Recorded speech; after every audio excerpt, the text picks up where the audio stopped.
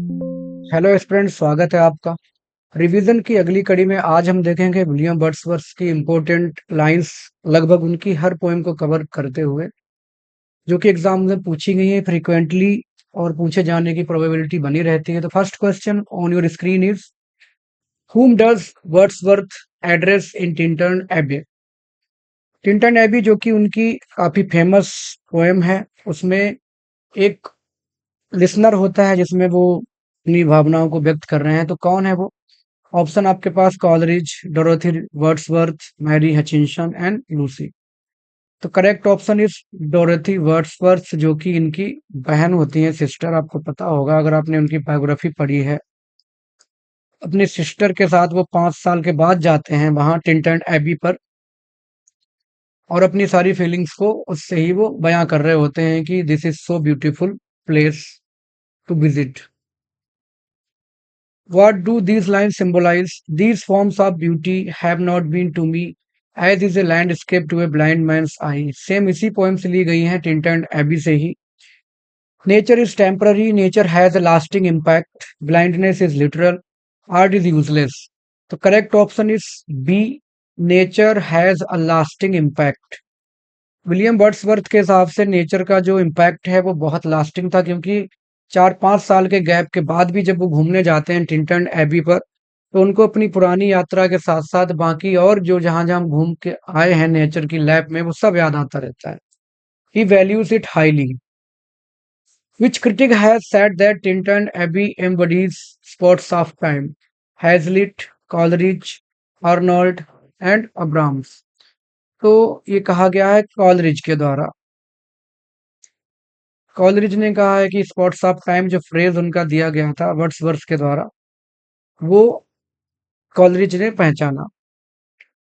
The contrast in Tintern Abies between, contrast का मतलब जो कंपैरिजन है, जैसे कॉन्फ्लिक्ट, संघर्ष, उस टाइप से।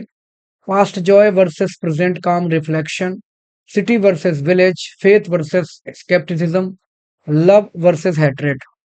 तो कॉन्फ्लिक्ट दिखाया गया है दो चीजों के बीच में, पास्ट जॉय वर्सेस प्रेजेंट काम रिफ्लेक्शन के ऊपर। Our worth is but a sleep and forgetting refers to atheism and Platonic theory of pre-existence, materialism and skepticism। तो हमारा जो जन्म है वो सिर्फ एक स्लीप, नींद और फॉरगेटिंग जैसा है। तो इस लाइन से जो प्लेटनिक थियरी है प्री एग्जिस्टेंस की, मतलब जैसे पूर्व जन्म और पुनर्जन्म की थियरी को एम्फसाइज कर रही है लाइन। तो that is Platonic theory has been emphasised by this line. The child is father of the man symbolizes pessimism, cyclical nature of growth, political satire and romantic irony। Child is the father of man, ये किस poem से लिया गया है? My heart leaps up या फिर the rainbow. उनकी एक पोएम है द रेनबो भी उसको बोलते हैं, वहां से ये लाइन ली गई है।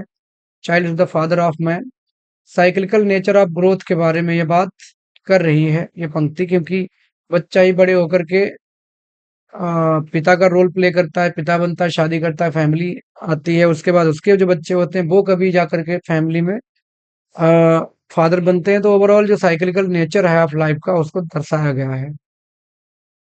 Who called immortality ode the high watermark of romanticism? Arnold, Hazlitt, Abrams and Coleridge. तो ये मैथ्यू अर्नोल्ड ने कहा है कि जो इमोर्टैलिटी ओड है वो रोमांटिसिज्म का सबसे बड़ा ट्रेडमार्क, या कह सकते हैं कि वाटरमार्क का मतलब यहाँ पे क्या है, इम्पोर्टेंट इंसिडेंट जिसको बोलते हैं, या इम्पोर्टेंट वर्क है मैथ्यू अर्नोल्ड की नजर में। Getting and spending we lay waste our powers, critics, Christianity, materialism, nature and revolution. तो यहाँ पर मटेरियलिज्म की आलोचना की गई है। गेटिंग एंड स्पेंडिंग, ये जो लाइन्स हैं ये ली गई हैं उनकी फेमस पोएम से। The world is too much with us, the world is too much with us से ली गई हैं, जिसमें वो लोगों की मटेरियलिज्म जो थिंकिंग है उसको क्रिटिसाइज कर रहे हैं। Too much with us, I would rather be pagan, suckled in a creed outworm, expresses nostalgia for pagan imagination, denial of God, political rebellion and worship of money.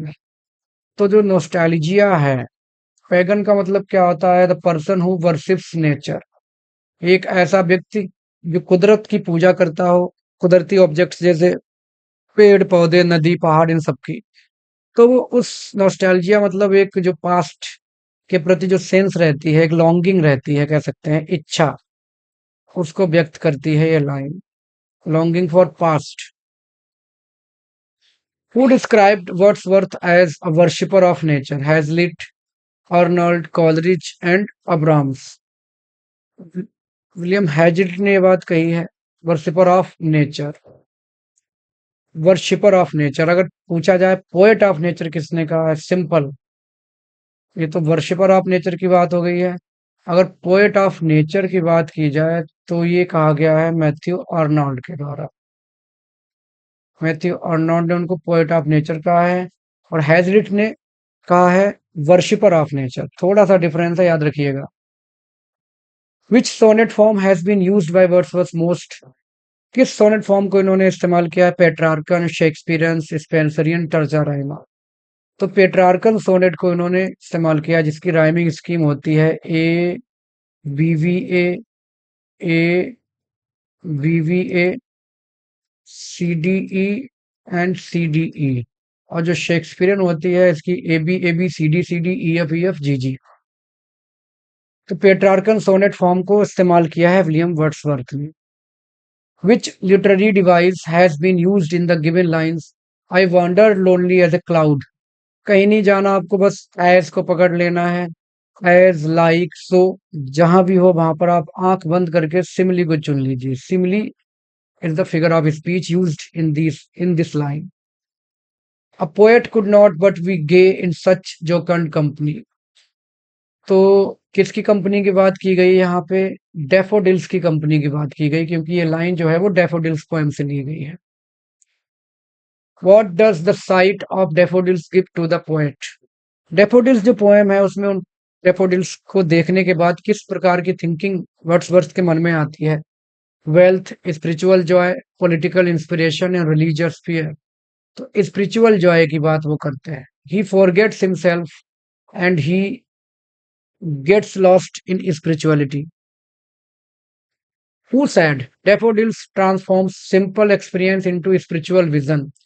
Abrams, Arnold, Hazlitt and Coleridge. तो ये Abrams ने कहा है कि जो simple experience है फूल को देखने का, वो सिंपल एक्सपीरियंस ही है, लेकिन जिस तरह से विलियम वर्ड्सवर्थ ने उसको डिस्क्राइब किया तो ये it is no less than spiritual vision. Who is referred in the given lines? She dwelt among the untrodden ways. She कौन है यहाँ पर? Dorothy, Lucy, Coleridge sister and Mary.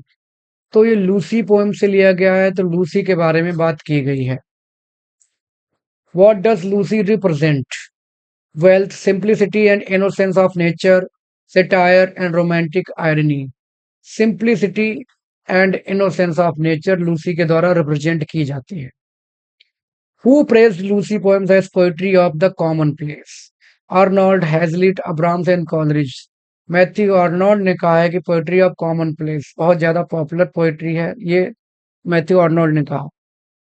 Who is referred in the opening line of the poem behold her, single in the field? Who is her? Farmer, highland lass, shepherd and peasant boy. तो highland lass जो reaper है, actually अपने खेत में फसल की कटाई कर रही है, रीप कर रही है, रीपिंग। तो हाईलैंड लैस एक आयरलैंड में, जो स्कॉटलैंड में एक्चुअली वो घूमने गए थे, वहां पर एक पहाड़ी लड़की। हर सॉन्ग इज कंपेयर टू, किससे उसके गीत की तुलना की जाती है? नाइटिंगेल एंड कुकू एंड ये यहाँ पे ऑप्शन थोड़े से रिपीट हो गए हैं, sorry for this mistake. B C D, thrush and sparrow, lark and peacock, skylark and dove. तो तुलना की गई है A option, nightingale and cuckoo से उसके सॉन्ग की कंपैरिजन वो करते हैं। What is the theme of the song? Love story, universal human sorrow, war and childhood. तो यूनिवर्सल ह्यूमन सोरो, क्योंकि वो सॉन्ग समझ में नहीं आता वर्ड्सवर्थ को, लेकिन फिर भी वो उसकी प्लेंटिव नंबर्स या उसकी जो सैड टोन है उसको समझ के वो कह रहे हैं कि कुछ ऐसी थीम की बात वो लड़की कर रही है अपने गीत में, दैट इज यूनिवर्सल। क्योंकि मानव की जो जिंदगी है वो कहीं ना कहीं सौरों से घिरी पड़ी है, तमाम चीजें उसकी जिंदगी में हैं। तो खुशियों के पल कम हैं और सैडनेस के मोमेंट्स बहुत ज्यादा हैं। Earth has not anything to show more fair refers to countryside London's morning beauty Scotland and lake district. तो लंदन की मॉर्निंग ब्यूटी के बारे में बात की गई है। और ये जो लाइन है ये ली गई है अपॉन, जो उनकी पोएम है upon Westminster bridge. Westminster bridge poem से ये लाइनें उनकी ली गई हैं। Who praised Wordsworth as a poet of human heart and nature? Arnold, Coleridge, Hazlitt and Abrams. किसने कहा है? Is had been said by Matthew Arnold. Actually Matthew Arnold ने बहुत कुछ कहा है विलियम वर्ड्सवर्थ के बारे में। The leech gatherer symbolizes futility, patience and endurance, anger and violence। तो पेशेंस एंड एंड्योरेंस की बात करता है leech gatherer. What is the tone of the poem the leech gatherer? Comic, reflective and philosophical, satirical and violent. तो reflective and philosophical है। Reflect कर रहे हैं, थिंकिंग कर रहे हैं और फिलोसफी दर्शा रहे हैं उसमें, अबाउट एंड्योरेंस एंड स्ट्रगल या नेवर गिव अप स्पिरिट की बात की जाती है। Which critics saw the Leech Gatherer as a dialogue between joy and despair? Abrams, Arnold, Hazlitt and Coleridge। किसने कहा है कि जो पोएम है वो डायलॉग है खुशी और डिस्पेयर, निराशा के बीच में? It has been said by Abrams. What is the profession of Michael? Michael जो पोएम है उसमें वो प्रोफेशन क्या होता है? A knight, a shepherd, a soldier, a farmer. तो he is a shepherd. Michael is a shepherd. Which relation is central to the poem? Father, son, husband, mother and daughter. ये poem जो यहाँ पे कौन है? माइकल की बात कर रहे हैं अभी हम। माइकल पोएम का ही क्वेश्चन है ये। तो ये फादर सन रिलेशनशिप पर बेस्ड है। In which category the poem Michael is placed? किस कैटेगरी में? इपिक, पेस्टोरल, ट्रेजिक टेल, एलिगरी और ओड। तो it has been placed in pastoral tragic tale. What is the prelude? Drama, autobiographical epic, satire and romance. तो prelude उनका सबसे ज्यादा ambitious work था विलियम वर्ड्सवर्थ का, जिसको उन्होंने बहुत एम्बिशन के साथ पूरा करना चाहा बट पूरा नहीं हो पाया कहीं ना कहीं। तो ऑटोबायोग्राफिकल एपिक है इसको कहा जाता है। What is the context of the famous lines? Bliss was in it that dawned to be alive but to be young was very heaven। American revolution, French revolution, industrial revolution, glorious revolution. तो French revolution में ये पहले बहुत ज्यादा enthusiastic थे और उसी के बारे में लिखा था। What is the theme of the prelude? Transformation and development of poetic talent, war, political satire, religious dogma. तो transformation and development of poetic talent की बात की गई है। थीम यही है। सब टाइटल ही उसका है the growth of A poets mind. उससे थोड़ा देख लें, अगर पूछा जाए what is the sub title of the prelude, तो आप लिख सकते हैं।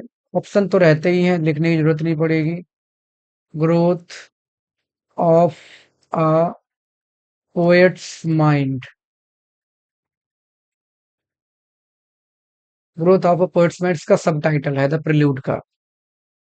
Who called the prelude the greatest philosophical poem in English? Coleridge, Arnold, Hazlitt and Abrams. किसके द्वारा कहा गया है? तो ये कॉलरिज ने कहा है। Greatest philosophical poem in English literature में अगर कोई फिलोसफिकल पोएम है तो वो है prelude. Who criticised the excursion for diffuseness? Diffuseness का मतलब क्या है यहाँ पे? क्या है? Excessive, excessive spread. मतलब इतना विस्तार कि समेटे ना समेटे। तो उसी हिसाब से एक्सकर्सन कंप्लीट नहीं हो पाया, इतना ज्यादा विस्तारित कर दिया है। एपिक लिखना चाह रहे थे बट नहीं लिख पाए, तो किसने इसकी तुलना, मतलब इसकी बुराई की है? Byron, Coleridge, Arnold and Hazlitt. तो ये बुराई की गई है वायरन के द्वारा। लॉर्ड वायरन जिनका पूरा नाम है, इन्होंने इसकी बुराई की है। Wordsworth's popular definition: poetry is the spontaneous overflow of powerful feelings. Curse in किसमें आती है? Prefers to lyrical ballads, the prelude, the Tintern Abbey and Resolution. तो प्रेफर्स टू लिरिकल बैलेट्स में उन्हें डिफिनेशन दी है पोएट्री की, पोएट्री की language की, थीम्स की, कंटेंट की, बहुत कुछ बोला है पोएट्री के बारे में। The oft quoted line, the still sad music of humanity is found in the prelude, Tintern Abbey, ode to duty, the solitary reaper. तो टिंटर्न एबी में ये पाई गई है। Still sad music of humanity, Tintern Abbey. Where do these lines appear? Trailing clouds of glory do we come from God who is our home. Tintern Abbey, Ode Intimations of Immortality, the Prelude, Mortality from Recollections. तो immortality odd जिसको कहा जाता है उसी से ली गई है, जिसमें वो मानते हैं कि भगवान के पास ही हम होते हैं, और जो स्पिरिचुअल विजन होता है चाइल्डहुड में वो भगवान के प्रति बच्चों में ज्यादा पाया जाता है। जैसे जैसे बड़े होते हैं वो विजन धीरे धीरे वैनिश होता चला जाता है। Matthew Arnold called Wordsworth a high priest of nature, the poet of childhood, the bard of immortality, the egotistical sublime. तो हाई प्रीस्ट ऑफ नेचर कहा गया है मैथ्यू आर्नोल्ड के द्वारा। Coleridge criticized Wordsworth's theory of poetic diction, revolutionary, inconsistent, profound and metaphysical. तो inconsistent बोला है Coleridge ने। बहुत अच्छे दोस्त थे लेकिन दोस्त ही दोस्त की कमजोरी को जानता है, ठीक वैसे ही समझिए। T S Eliot dismissed Wordsworth's emotion recollected in tranquillity, जो उनकी डिफिनीशन है उसको टी एस इलियट ने खारिज कर दिया है। क्या कह के? a fallacy, a sentimental simplification, a mystical idea, a genius stroke। तो उन्होंने कहा है कि it's just a sentimental simplification. Poetry की डिफिनेशन का, फीलिंग्स का, जिसे जस्ट सेंटिमेंटल इम्प्लीफिकेशन है और कुछ नहीं है, nothing scientific. Coleridge called Wordsworth's Lucy poems poetry of the heart, exquisite simplicity, rustic sentimentalism and mere pastoral ideals। तो उन्होंने कहा है एक्सक्विसिट सिंप्लिसिटी, उनको जो सिंप्लिसिटी है इसमें वो बहुत ज्यादा विलक्षण लगी है। Where does the line to me the meanest flower that blows can give thoughts that do often lie too deep for tears? Tintern Abbey, Ode Intimations of Immortality, Prelude and Michael। तो ये line ली गई है Tintern Abbey के द्वारा, from Tintern Abbey. Where do the lines appear? Milton, thou shouldst be living at this hour, England hath need of thee. तो ये इनकी सोनेट है, लंदन 1802, वहां से ली गई है। Where does the line appear? Our birth is but asleep and forgetting, the prelude, intimations of Tintern Abbey and lines written in elegy. तो ये लाइन ली गई है इंटिमेशंस ओड से, इमोर्टैलिटी ओड भी जिसको कहते हैं। From which poem the line has been taken? The music in my heart I wore long after it was heard no more. Tintern Abbey, The Solitary Reaper, Michael, Ode to Duty। तो solitary reaper से ये line ली गई है। The line occurs in Nature never did betray the heart that loved her, The Prelude, Tintern Abbey, Michael and Solitary Reaper। तो ये line आती है टिंटर्न एबी में। टिंटर्न एबी को आपको थोड़ा ध्यान से पढ़ना पड़ेगा, क्योंकि टिंटर्न एबी और दूसरी जो उनकी है इमोर्टैलिटी ओड, इनमें थोड़ा सा कंफ्यूजन रहता है। जब आप उसको बार बार रिवाइज कर लेंगे तब वो कंफ्यूजन दूर होगा। वो जब ही होगा जब आप 2-3 बार पढ़ लेंगे उसको दोनों को। Who said Wordsworth is more metaphysical than any metaphysician. तो ये कॉलरिज ने कहा है, बुराई भी की है तारीफ भी की है, क्योंकि तगड़े दोस्त थे एक दूसरे के, कि पता रहता है स्ट्रेंथ एंड वीकनेस। तो बुराइयां भी की हैं कहीं कहीं और तारीफ भी की है। De Quincey called Wordsworth moral philosopher, the poet of childhood, the nature worshipper, the recluse. तो ये कहा है मोरल फिलोसफर। मोरल फिलोसफर कहा है डी क्वेंसी ने, और मोरल यूनक भी कहा है। ये खिसिया के बोला है। किसने कहा है? पीबी शैली ने कहा है मोरल यूनक। अब कौन सी पोएम में कहा है? एडोनेस में कहा है। उनको लगा था कि पहले ये बहुत ज्यादा एंथुसियास्टिक थे, बाद में कंजर्वेटिव बन गए, तो मोरल यूनक भी कहा है। Who said Wordsworth poetry is an egotistical Sublime? तो ये कहा है जॉन कीट्स ने। इसका मतलब क्या है? इगोटिस्टिकल सबलाइम का सेंस ये है कि जो भी वो लिखते हैं, कीट्स के हिसाब से वर्ड्सवर्थ जो भी लिखते हैं वो सिर्फ और सिर्फ हिमसेल्फ, अपने बारे में ही लिखते हैं। इतना ज्यादा अपने आप में खोए हुए हैं कि अपने आप से बाहर ही नहीं आ पाते। तो इगोटिस्टिकल सबलाइम अपनी थ्योरीज को थोपते रहते हैं। तो कीट्स ने एक तरह से इसको टॉन्टिंग वे में बोला है, तारीफ नहीं की है। The recluse was, Wordsworth's unfinished philosophical poem, epic on Milton, autobiography and play. तो ये इनका अनफिनिश्ड वर्क था, काफी बड़ा इसको बनाना चाह रहे थे लेकिन नहीं हो पाया। तो ठीक उसी हिसाब से अनफिनिश्ड फिलोसफिकल पोएम है ये। So friends, these were the 50 top questions from William Wordsworth's different poems, critics' opinions. I hope you would like the video. You can like, subscribe, share the channel for the upcoming videos. Thanks for watching.